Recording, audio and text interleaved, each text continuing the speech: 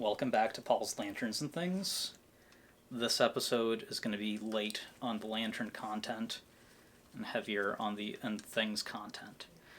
So what we have here is the lower unit for our, I believe it's a 1969 Evinrude Big Twin 40 horsepower engine. And the problem that we had is that the motor doesn't reliably go into gear or out of gear. So sometimes it gets stuck in forward, sometimes it gets stuck in reverse, sometimes it gets stuck in neutral. And we went through and we tried to adjust the cables, and that didn't really seem to help. So we thought that the problem might be in the lower unit, which it was. So what I'm doing right now is I'm taking off the, I guess it's a, gear case cover here.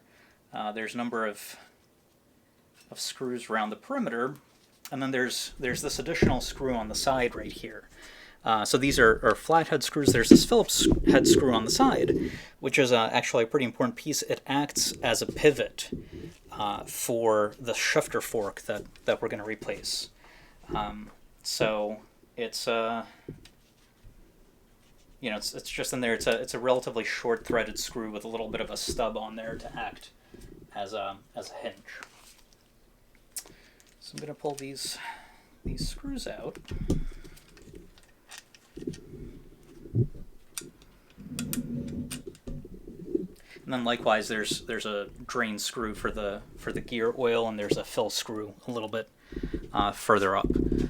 Good rule of thumb is make sure you can take out the fill screw and then be able to fill up the gear oil before you drain all of your oil, because if this thing's stripped and you drain all of your oil, then you have a gear case that's empty and you can't use for a little while. So I'm going to pull the screws out.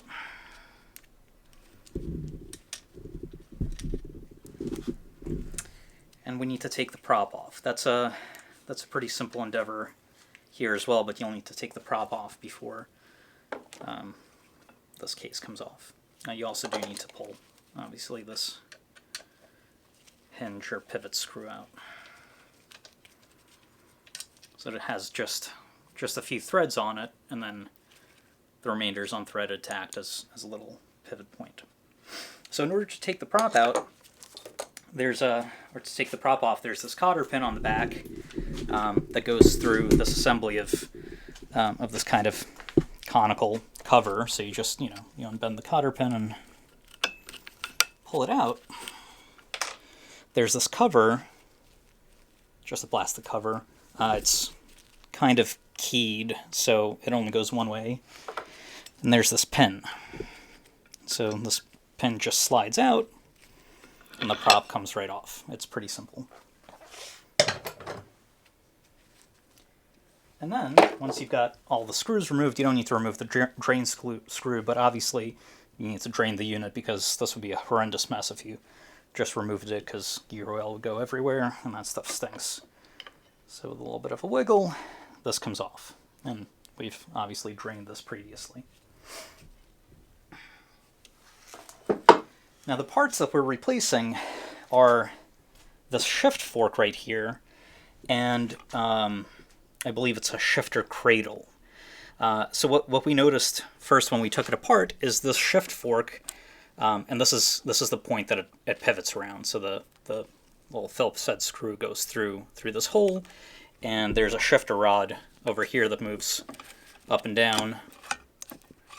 And if this is fixed, this shifter fork, wiggles back and forth. And there's this shifter cradle that sits in here.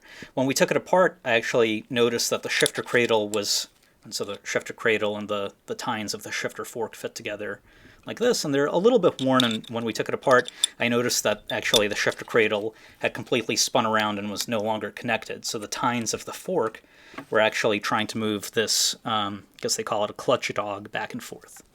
So that was kind of a problem. There's no very obvious damage, but there is some wear visible on the tines and kind of in these recesses. So we got some parts from eBay. Again, this is a shifter fork, that's a shifter cradle. and they're relatively easy to find. I think maybe 20, 30, 40 bucks a piece, depending on what's available. The other common issue is that sometimes this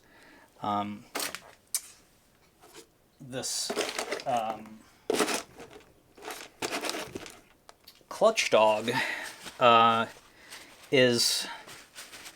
it only has a couple of teeth on it, and you can spin the prop by turning the shaft here, or spin the prop shaft, and these teeth are wooden gauge, so sometimes the teeth are rounded off, and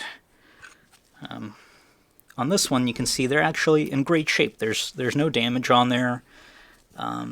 This shifter dog doesn't really need to be replaced. So this is neutral, out of gear, and then this engages either the forward gear or reverse gear, so your output shaft spins the other gears, and likewise in the opposite direction. And all in all, there's a little bit of pitting. Obviously, this was sitting at some point, so there was probably a little bit of water in there and some corrosion, but realistically, the teeth look fine. The teeth are all there.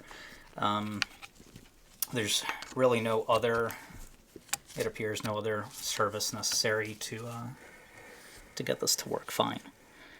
I see you can see the pitting right here. There's some corrosion on the ends, and the faces of the teeth, are mostly fine. So not a big deal.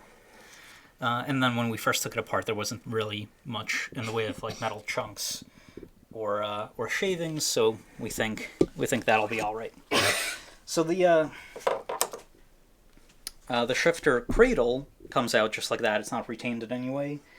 And the shifter fork has this tiny little cotter pin and then this little through pin there. So you can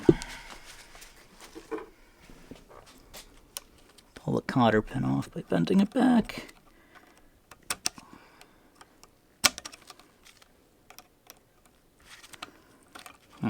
Slippery. There we go.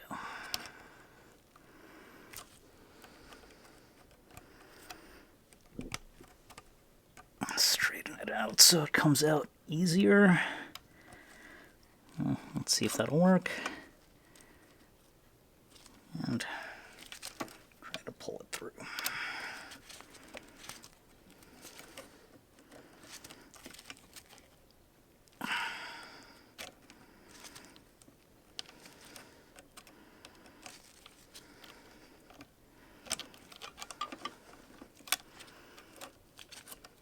Not straight enough.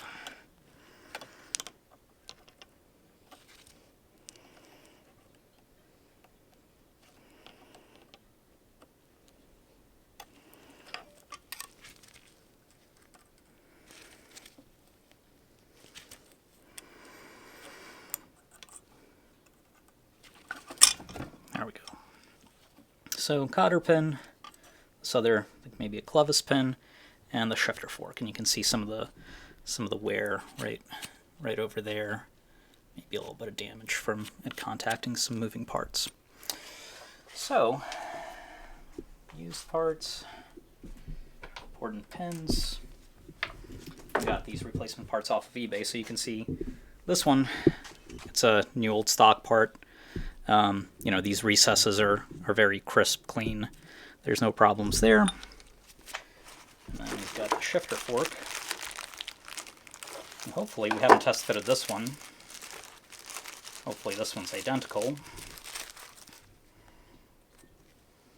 Appears to be identical, and you can really see the difference on the points of the tines there as opposed to this one. So yeah, that's pretty well chewed up. Not sure how it got that way, but that was one of the problems we were having in shifting. So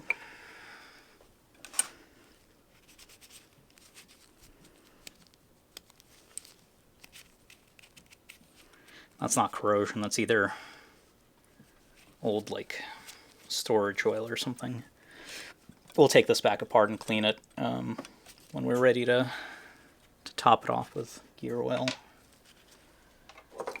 This is a little tight.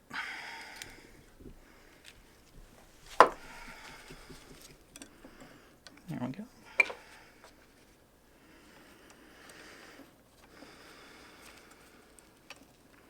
think this is called the clevis pin. Let me get the cotter pin back in, and we will probably replace the cotter pins as well. But for the time being, just put the original parts back in.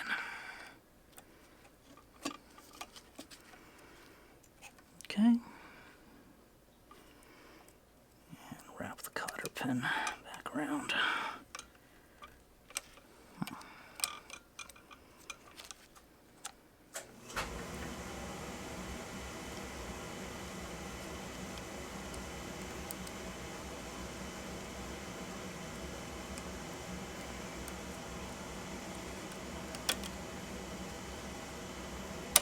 Okay, so that's not going to go anywhere.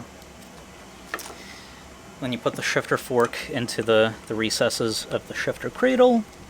That fits, you know, loose enough to move around, but obviously now with this area hinged, you basically get this sort of action.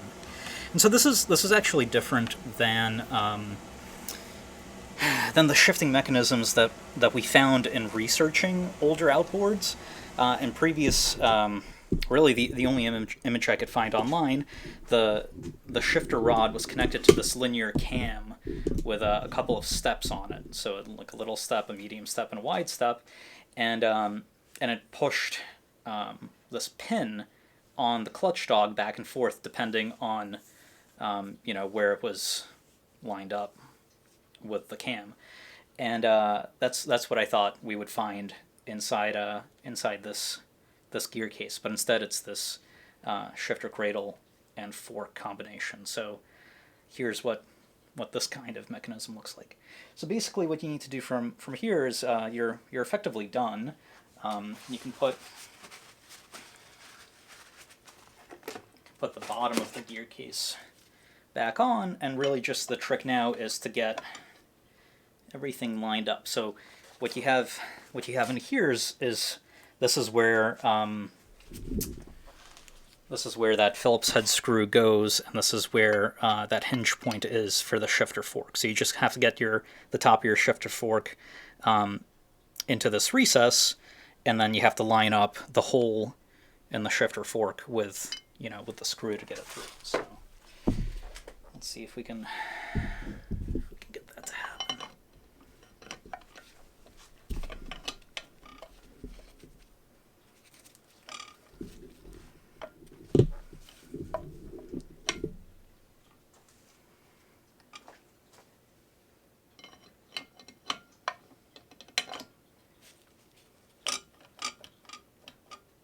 Looks promising, but